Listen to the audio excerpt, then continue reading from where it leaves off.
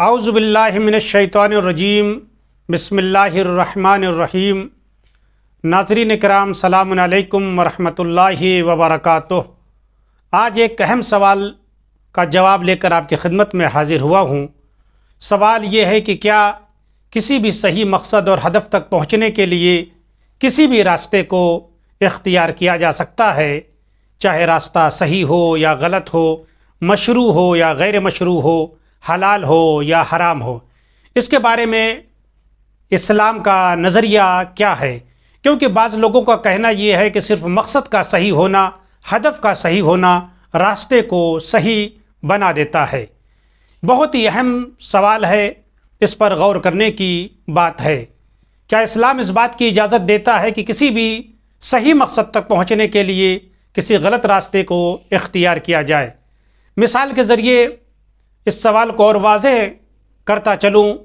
مثال کے طور پر ماہ رمضان کا مہینہ ہے، برکتوں کا مہینہ، مغفرت کا مہینہ ہے۔ ظاہر سی بات ہے اس مہینے میں افطار کرانے کا بڑا ثواب ہے۔ اگر کوئی افطار کراتا ہے تو گویا ایک غلام کو راہ خدا میں آزاد کرنے کا ثواب حاصل کرتا ہے، یا اللہ تعالیٰ اس کے گناہوں کو بخش دیتا ہے۔ بہت سارے فضائل اور ثواب افطار کرانے کے ماہ رمضان میں بیان کیے گئے ہیں۔ تو افطار کرانا ایک ثواب کا سبب ہے، بہت بڑا ثواب ہے۔ اب ایک صاحب جو افطار کرانا چاہتے ہیں، ظاہر سی بات ہے مقصد بہت اچھا ہے، ہدف بہت اچھا ہے کہ مومنین کا افطار کرائیں۔ ظاہر سی بات ہے افطار کرانے کے لیے پیسے کی ضرورت ہے تاکہ اشیاء خریدی جائے، مومنین کو افطار کرایا جائے۔ اب یہ بازار میں آئے، کسی بھی طریقے سے انہوں نے غیر مشروع طریقے سے، غیر حلال طریقے سے دن بھر کمایا اور پیسہ کمانے کے بعد لا کر مومنین کو افطار کرایا۔ مقصد بہت اچھا تھا، افطار بہت اچھا کرایا۔ اب سوال یہ ہے کہ اسلام اس بات کی اجازت دیتا ہے کہ آپ صحیح مقصد اور ہدف تک پہنچنے کے لیے غلط راستے کو اختیار کریں؟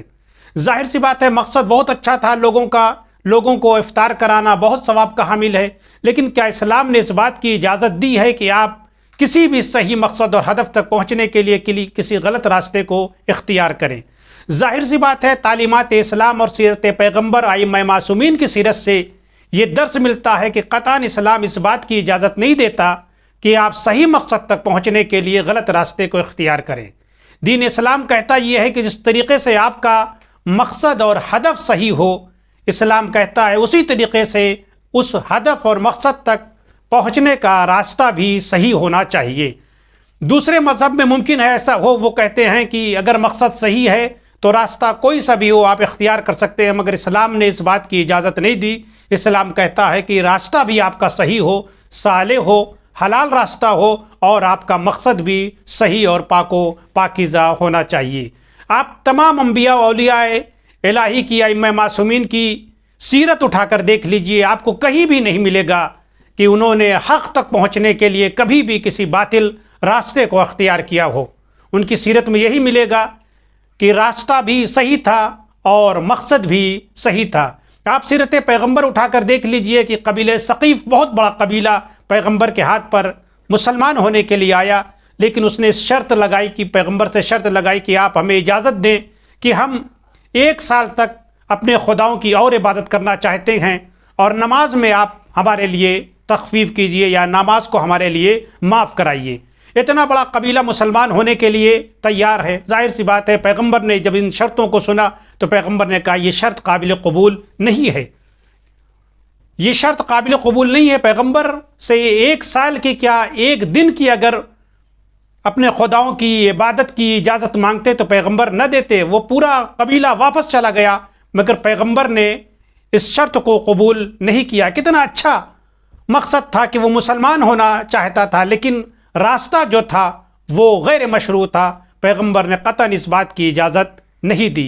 یعنی پیغمبر نے یہ ثابت کر کے بتایا کہ اسلام میں قطعاً غلط راستے سے صحیح مقصد تک غلط راستے سے صحیح مقصد تک پہنچا نہیں جا سکتا۔ اسلام نے قطعاً اس بات کی اجازت نہیں دی ہے، اور یہی سیرت خود مولا کائنات حضرت علی ابن ابی طالب علیہ السلام کی سیرت میں بھی نظر آئے گی کہ مولا نے کبھی بھی حق تک پہنچنے کے لیے باطل کا سہارا نہیں لیا۔